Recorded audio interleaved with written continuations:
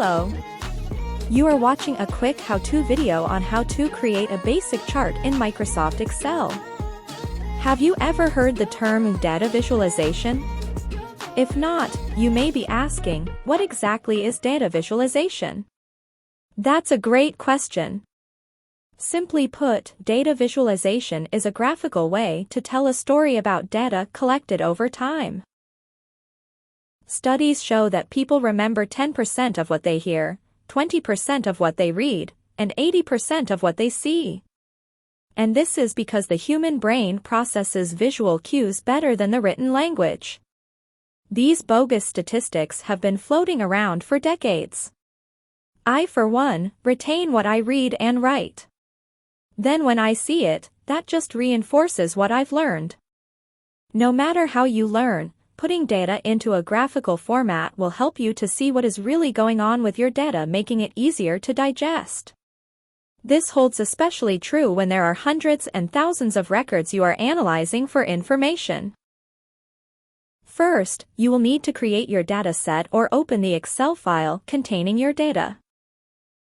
From the menu system, select File, Open, and navigate to the file you need. You can double-click on the file to open it or select it and click Open. Once you have your data set open or created, select the first cell where your data begins. In this case, it's cell A1.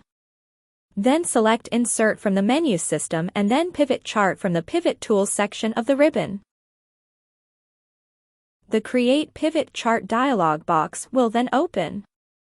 Under Select a Table or Range, the pre-populated range represents the data in your data set. The Create Pivot Chart dialog box will then open.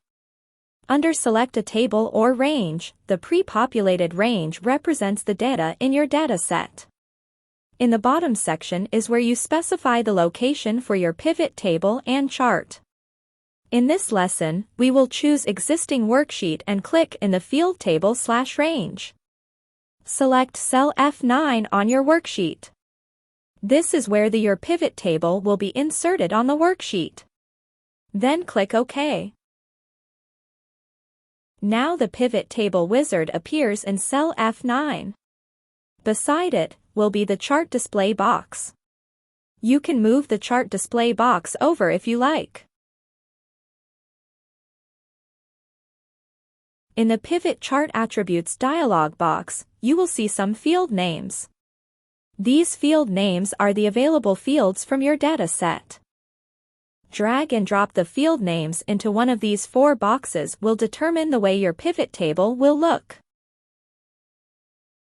If we click on City, the City field will appear under Values, and it will also be the first field of our pivot table on the worksheet in cell F9.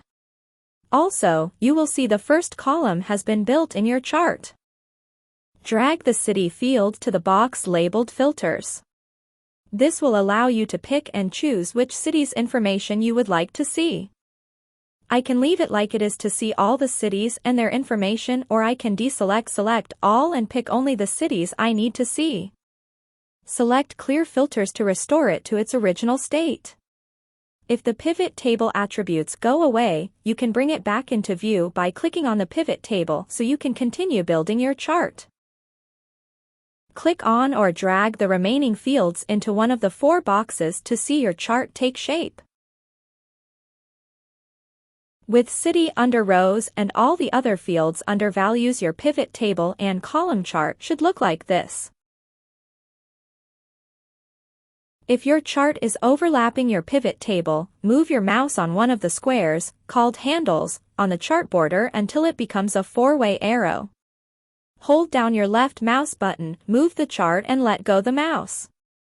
You can also resize the chart by dragging one of the corner handles in or out. Finally, let's change the chart type. Right-click in the open space on the chart and choose Change Chart Type from the menu. This is a column chart.